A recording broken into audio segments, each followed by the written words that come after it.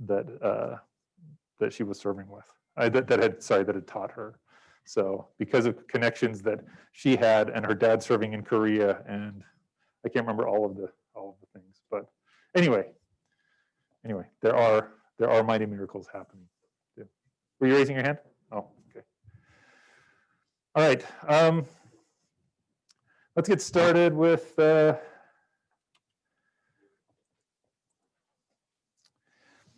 before I open it up for questions, I wanted to talk a little bit about the difference between points and vectors. You guys are pretty comfortable with points, I hope. You've been working with points for a few years, but not so much with vectors. Here we have an example that came up on the homework in 1.1.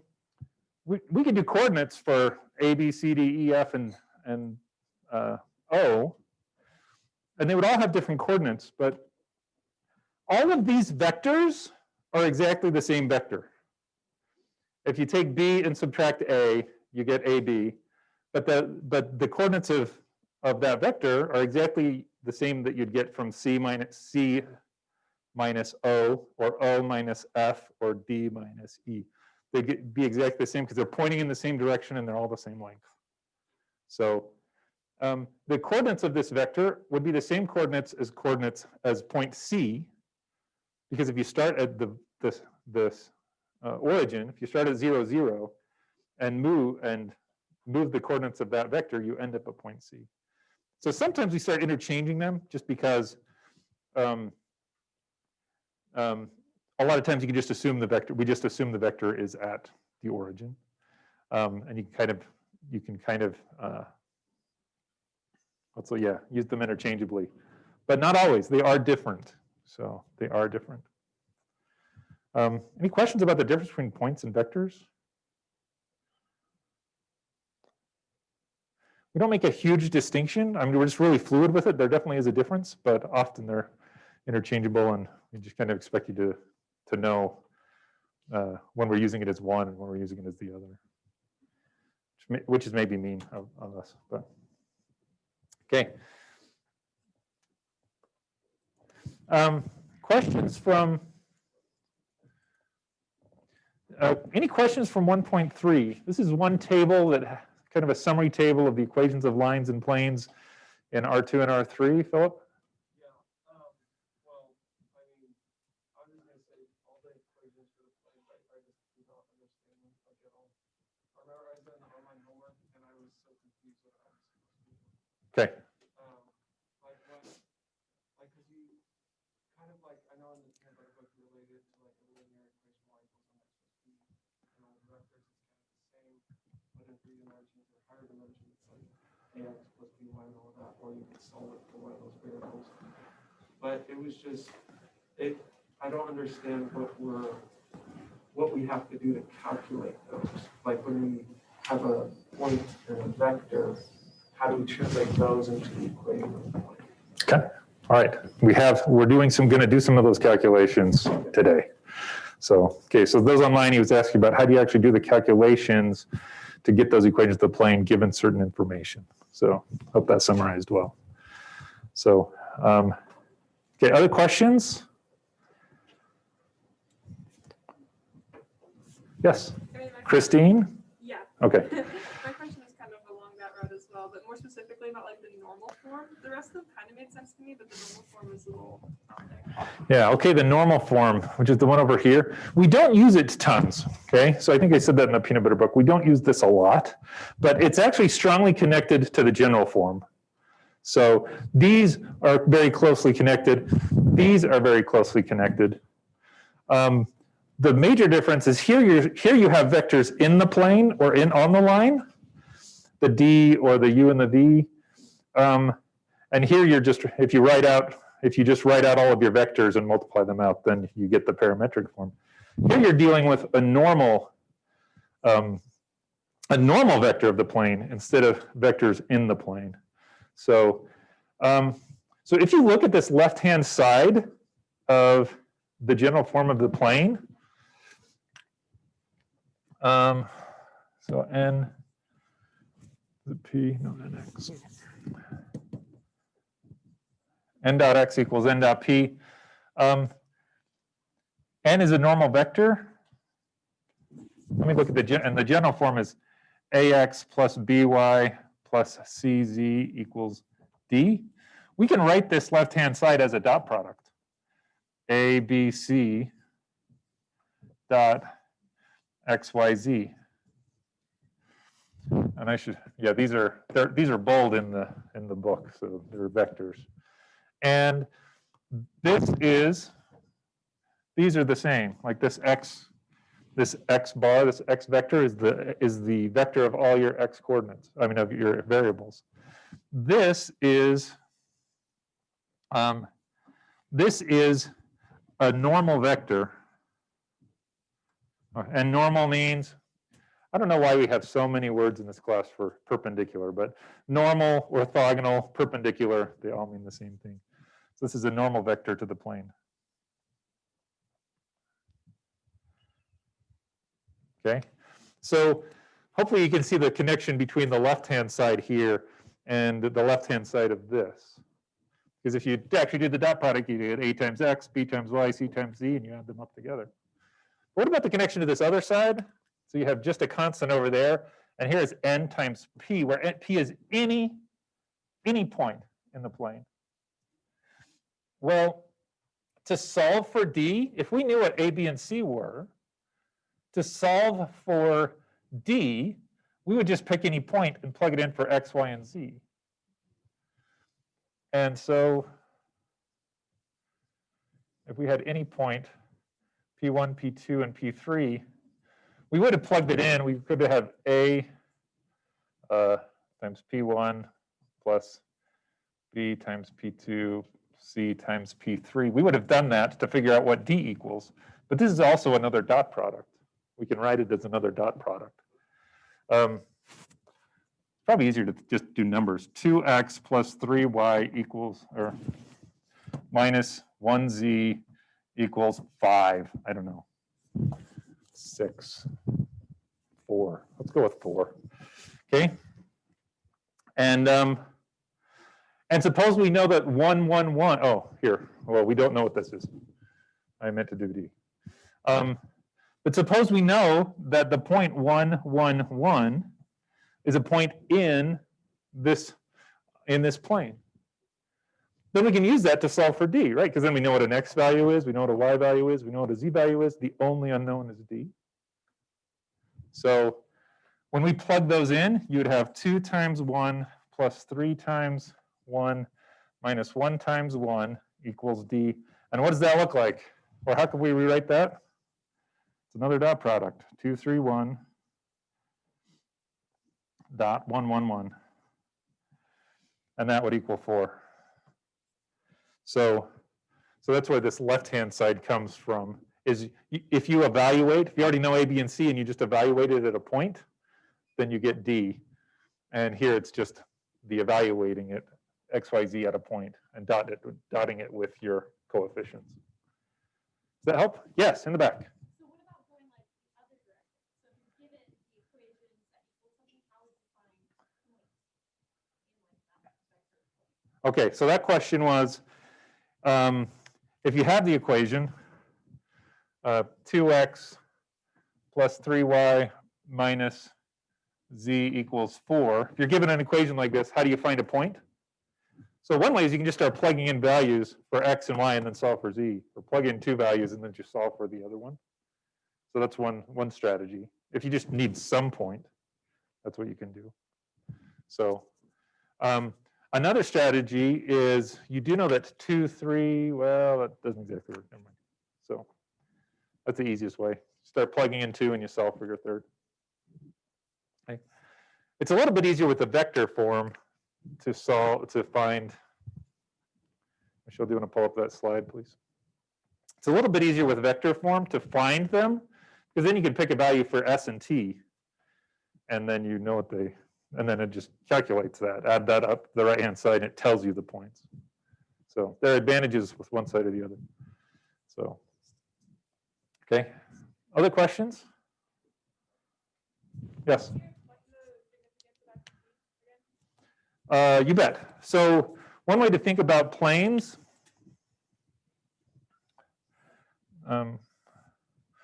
one way to think about planes is you have a starting point and you have two vectors.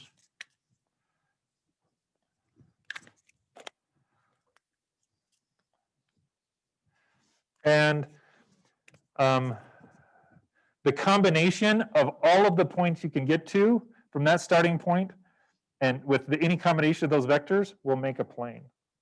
So I could go over two of these and up one of those, or up one of those, or I don't know, this is not the best way to do this, but I'm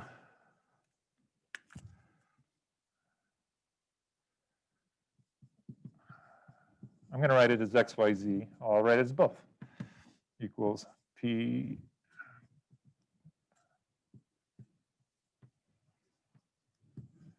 so there's our p s times 1, 1, 1 t times 1, 0 minus 5.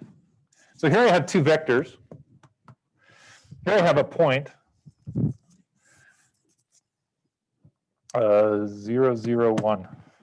So here I have a point 0, 0, 1, and here I have two vectors, and the plane is all of the points for any s value and any t value that I can plug in there. I'm going to get a vector, and that vector is going to be in the plane. So all of these combinations of vectors that I get can make their own grid, and they'll slice through R3, slice through 3 dimensions. Yep, that's a point on the plane. It could be any point on the plane. So. Yep, if we change this point, then you've changed the plane. Like if I drop it down to the origin, then I've dropped the whole plane down to that slice. So, does that help? Okay. Good. Other questions? Philip? Could I ask you a question from the homework that I was Yeah. Yes, I'll come back and talk to you. So let's get work starting on this. So here's a chance for you to practice and work on these, and this will get other questions to come up. So here's what I call the pyramid problem. This is in the context of 3D printing. I have a colleague that he 3D prints tons of stuff. And if you want to see, so there's even a website here for a guy who prints amazing math 3D things. And you do stuff like this, use the equations of planes and other stuff. So if you want to 3D print this pyramid, you'd have to find the equation of planes, and then in Mathematica, you can define it as the intersection of those planes. So the coordinates are there. You can see the x-axis, the y-axis, and the z-axis.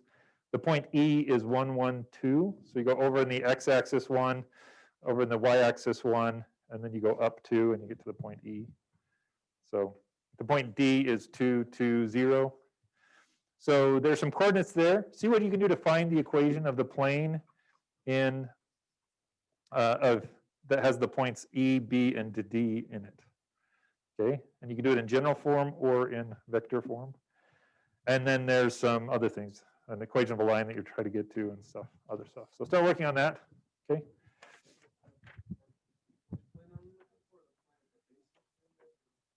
Now it's E, B, and D. So B, D, and E. So it's on kind of the right side of the pyramid. So if you have questions from the homework, raise your hand, and Michelle can come over, or I can come over. So.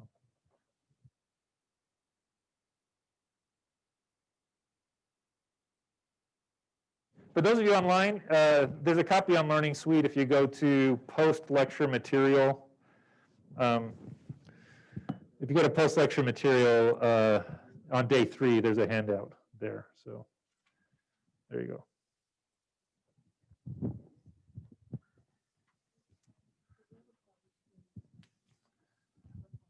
Yep, and work with a neighbor.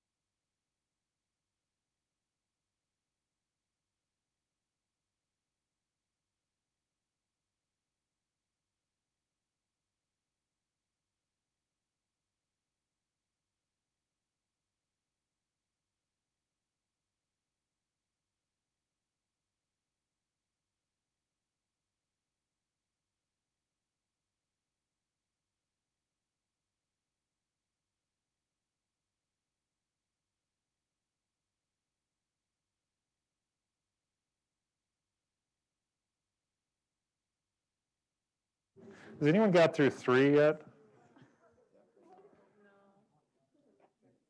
Come on, guys. I'm just kidding. Yeah, it's a hard one. It's a hard one. But we'll learn it. I'll go put up 3. So I have 2 students putting 1 and 2 up here over on the left-hand side of the board. Yours might not look exactly the same. That's okay. Like there's different forms that you might end up with, and they might be equivalent. So.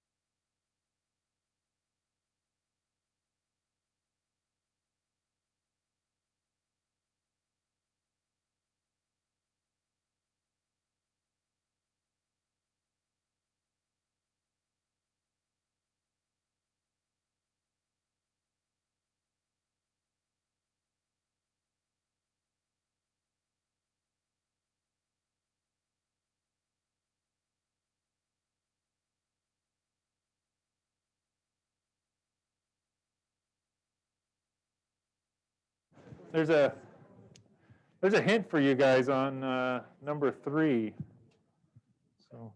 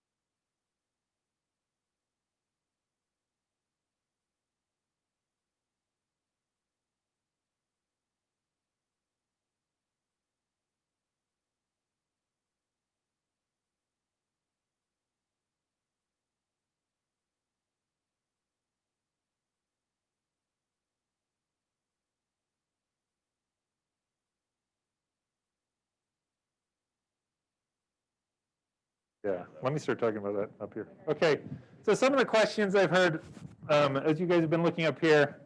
Does it matter which point you have here? And is there a relationship between the points you have here and these vectors? No. You can put any point in the plane here. So you can put E or B or what's the other one? D. You can put any of those here. You can put the average of all 3, which would be kind of the centroid of all those. I mean, you can find any point on the plane and put it here. That doesn't matter. Does it matter which one is S and which one is T? No. In fact, you don't even have to put S and T. You can put A and B or F and G. I mean, these are called parameters, and so you can pick any parameters here. And it's understood that these parameters could be anything from -infinity to infinity. They're real numbers. There's 3 possible vectors you could get if just from the differences with. Actually, there's 6 because you can change the signs of all these. It doesn't matter which ones you pick. So you just have to have 2 here that aren't on the same line. So we're going to call that linearly independent. That's coming up soon. But yeah, I can't have like 1, a -1, and a -2, and then over here put a -1, 1, 2. I'd have a problem if I tried to do this. because these would only keep me on the same line, no matter what combination of S and T I got, because they're vectors just pointing in the opposite direction from each other. So they do have to be different in some way. We call that linearly independent. So, but yeah. Same thing here. Doesn't matter any point on this line, and any vector. The easiest here, you have 2 points, so you can go from P to Q or Q to P, or I can't remember what the names are with this one. B to E. Yeah, so you can go B to E or E to B. Doesn't matter which way. You could make it unit length if you want to, just for fun. Still fine. Okay. Any questions about these two? Yes. So for number one, on the S and P vector, if you got like if I got the negative of each of those numbers, is that's still? That is still, yep, that's just fine. Yeah, if you reverse the way you did the subtraction and got -1, 1, 2, -1, -1, 2, yep, that's just fine. It's still 2 vectors that are independent in the same plane. So there's a bazillion different ways to write that. Yes, remind me your name? Madeline, yes.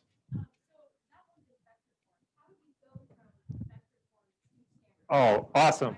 That's just what I was going to do. Thank you, Madeline. Madeline's my plant for the day. So, so general form or standard form. General forms like this, right? We have an ax plus by plus z, z equals a constant. And we use the fact that what do we know about a, b, and c? What do we know about that vector and its relationship to this plane? It is the coefficients. It's a normal vector to the plane. So a, b, and c can be any normal vector to the plane. So how, we have 2 vectors here in the plane. How could we find a vector that's perpendicular to both of these? If you know cross products, which we don't cover in this class, and so I know some of you do, you can do a cross product. We can also do a dot product with this one and a dot product with this one and solve a system. So that's the best we can do right now. Forgot your name. Madeline? What is it? Madeline, not Madeline. It's Madeline, Brian. It's Brian. Okay.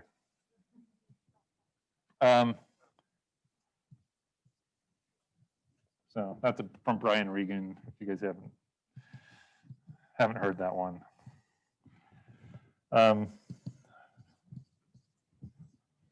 So I'm going to just pick a vector, A, B, C, dot. I'm going to pick the other one. 1, 1, 2, 1, 1, and -2. And I know I want them to be 0 in both cases. And so this will allow me to set up a system of equations. So I want a vector dotted with this one that'll get me 0, and the same vector dotted with this other one that'll get me 0. And so if I do that, I know a minus b minus 2c equals 0. And I know that I made a mistake here. Dot product ends up is a constant, 0. It's a constant, it's not a vector. My bad, sorry. See, make mistakes. I could never be a surgeon. You know, one of the reasons I'm a professor is no one dies when you make a mistake. Might cause you a little pain and angst, but you don't die. So a plus b minus 2c equals 0. So now I have 2 equations, 3 unknowns. So I'm not going to be able to solve for all a, b, and c because I don't have enough information. I've only got 2 equations. But I can start solving like a and b in terms of c, for example. So I can add, if I add these 2, I'll get 2a plus 0b minus 4c equals 0. So I know 2a equals 4c, so a equals 2c. And then I can come back and I can multiply this line by a -1 and add. It's a good review. And when we get to 2.1 and 2.2, we're going to be doing lots of this. So if I multiply this second line by a -1 and add, I'm going to get no A's. I'm going to get a -2B, and I'm going to get 0 C's equals 0. So hey, I do know something. I know B has to equal 0, and A has to equal 2C. I can pick whatever I want for C. As long as it's not 0, I can't have all of them 0. So so I could put C equals 1. And in that case, what's the vector? If C equals 1, A equals 2, B is 0. So my vector is, should have done these in order, but 2, 0, 1. Does that make sense? Let's see. If I do the dot product with 2, 0, 1, here I get 2, 0, and -2. Boom, I get 0. How about here? 2, 0, and -2. Boom. Nice. Okay, so that works out. So now I know most of the equation in general form. So 2a plus 0b minus plus, sorry, is it 1? Yeah, 1z equals d. So I know the left-hand side. So I could just write that as 2a plus z equals d. How do I figure out d? Plug in a point. I could plug in any point over here on the left, and whatever that's in the plane, and whatever value I equal, I can plug it in for d. So what is 1 point? Right here, 1, 1, 2. This is 1, this is 2 times 1 plus 0 times 1 plus 1 times 2. If I plug that in, what do I get? 4. So d equals 4. So replace that. Boom. We're good. Philip. Why did you say when you were solving for A, B, and C over there, you said that we could pick any number for C? Why was that? So I have 2 vectors. I've got these 2 vectors, okay, and I'm trying to find a vector that's perpendicular to those. It's not unique, because any vector that's a scalar multiple, no matter how long this is, or even going in the other direction, that will work. So there's not just one vector that will work. Any scalar multiple of this will work, as long as it's a non-zero scalar multiple.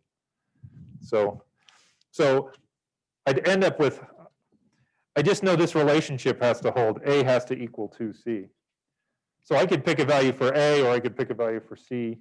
So I could pick C equals 10. So A is 20. Like it doesn't matter. Yeah. We'll bump into that more, because starting in chapter 2 is all about solutions, systems of equations and solutions, and then we'll end up calling C like a free variable. So yeah, because here we have an equation of, actually no, from the slides, this is actually the equation of a line. This is the equation of a plane, this is the equation of a plane.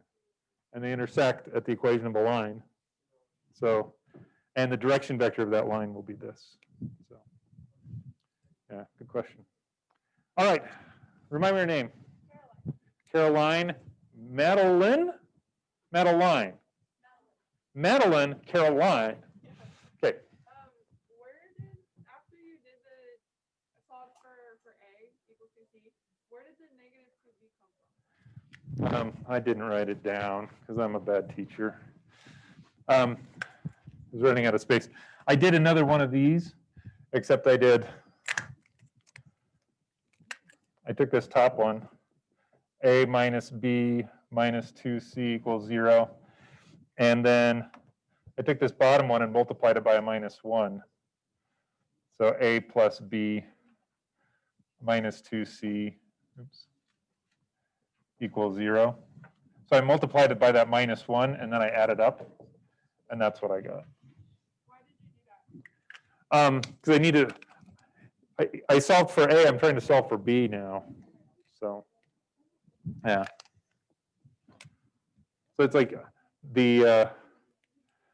it's another way to do elimination, like when you do the elimination step.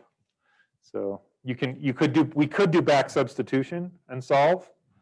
So I could go back and plug in A for, well, wherever there was an A, I could plug in 2C and then I could solve for B.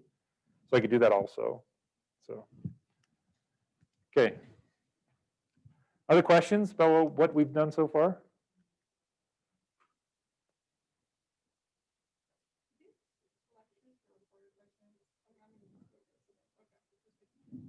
Yes, Michelle hit record on this. Good. Yeah, and we put them up on the post-lecture material page. So, okay, how are we doing on number 3? So, number 3, we've got this issue going on. I'm just going to draw the triangle. We found the equation of this line here. Is this B?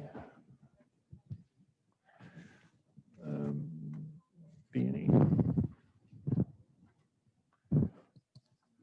So this is point E, this is point B, this is B and E. We found the equation of this line in 2. And now what we're trying to do is find a vector that goes from A to this, that intersects this line, but at 90 degrees. Okay, right, that's the problem. So, so one strategy is, hey, I'm going to just, I don't know what vector this is, but I'm just going to pick some vector, ABC, and I'm going to do the dot product with all the points on this line, all the vectors on this line. So, and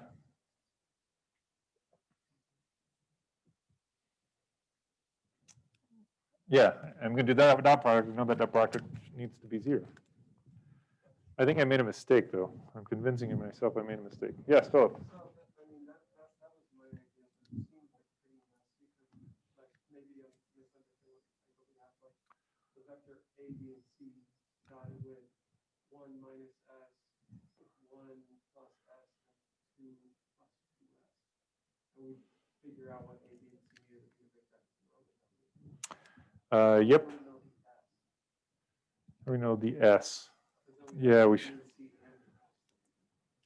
Yeah. We should get 3 equations here, and we'll have 4 unknowns. And there will still be 1 variable that we don't know, but it'll be A, B, or C. So we should be able to solve. Hey, Joe.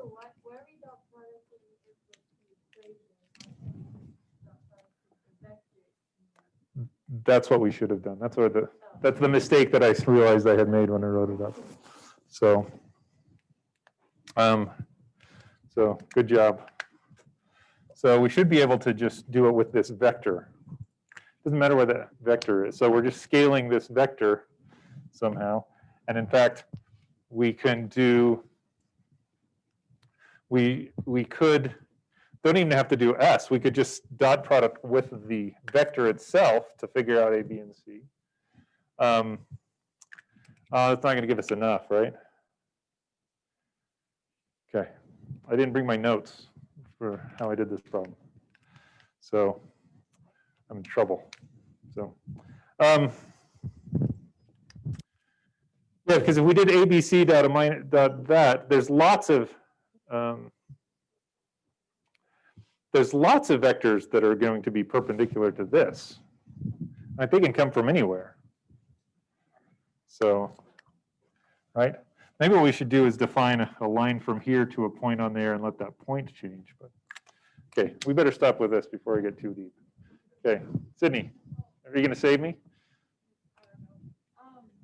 Dot producting that would give you the direction vector for that line, right? Yes. And then you can choose the direction vector with the point of origin to find the equation of the line. So dot plotting it with this vector will give me something that's perpendicular, all things that are perpendicular to this line, but I might have something pointing this way, right? And we want it to be in this plane, and so we haven't put enough restrictions on it yet. So that's part of the problem we're struggling with. So, yeah.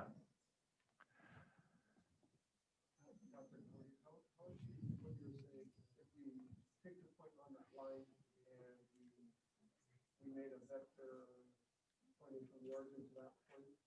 How would you do the dot product where you're saying that? Yeah, I don't know if that's a good idea or not.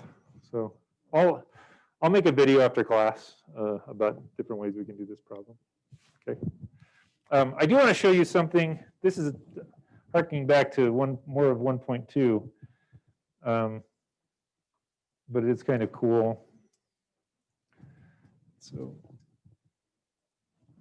I forgot I was going to start with this, and then I didn't. So this is a tetrahedron. So it's a wooden tetrahedron.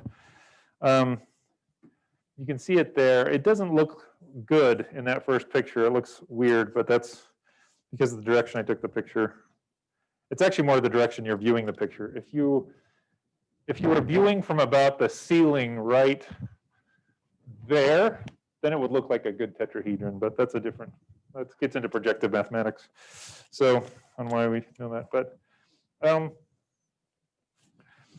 wanted to make it a wooden tetrahedron, and I wanted to make all the pieces the same. So this is a regular tetrahedron, I can put them all up.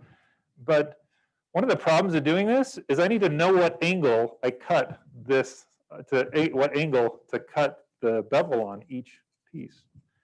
And that's not a trivial problem. You might think it's 30 degrees because you could say, you can see it in the picture there if you're looking straight down, that this is an equilateral triangle. You slice it through. Each of the things you're looking at is 30 degrees. Each of these corners, like it's a 60 total, and then it's cut in half. But this isn't the position of any of the sides when you actually cut it. When you actually cut it, you have to lay one of them flat. So it's not like, I don't know how to do this. It's not up like this, like if it's the bottom one, I've got to then lay it flat on the table saw, and it changes that angle a little bit. So one way to do this is, the easiest way to do this is just with a dot product. So you can set it up. That's an example of this, took a picture of the saw and the angle there.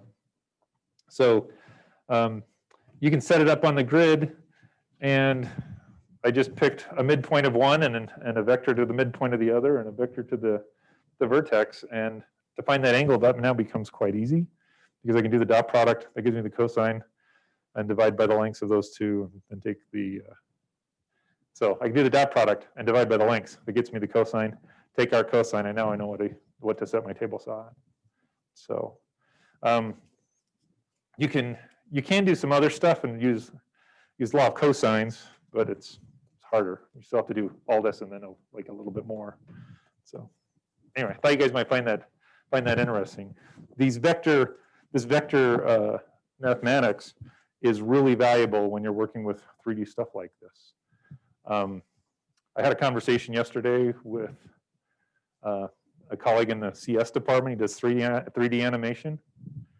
All he does is vectors and matrices, like, and a whole bunch of stuff that we're going to be getting into in class. I hope to bring in some of those. But yeah, because they'll make these and they'll store them like all the vertices in a space, and then they have another point where they're going to put the camera that they want to view it at, and then they'll make that the kind of the origin, and then they have to figure out what all the coordinates are. Then they can change the point of the camera to make it animate or twist this or whatever. But Anyway, when you're dealing with things that interact with things in space, like drones or robots or other things, like this kind of stuff turns out to be really, really handy. So very practical 3D geometry. Okay, any questions? Okay, I owe you in video on how to do this problem. Maybe if I do really fast before the next class comes in, I won't look like such a fool. Okay, great.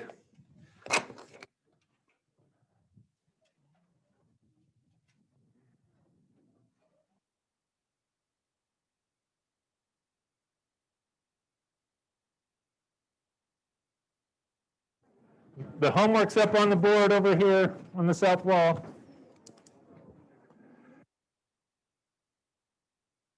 Oh, and I know some of you, there's a few of you, 2 or 3 that don't have access to WebAssign and for some reason you got kicked off. I'm working with Cengage to figure that out. So, sorry.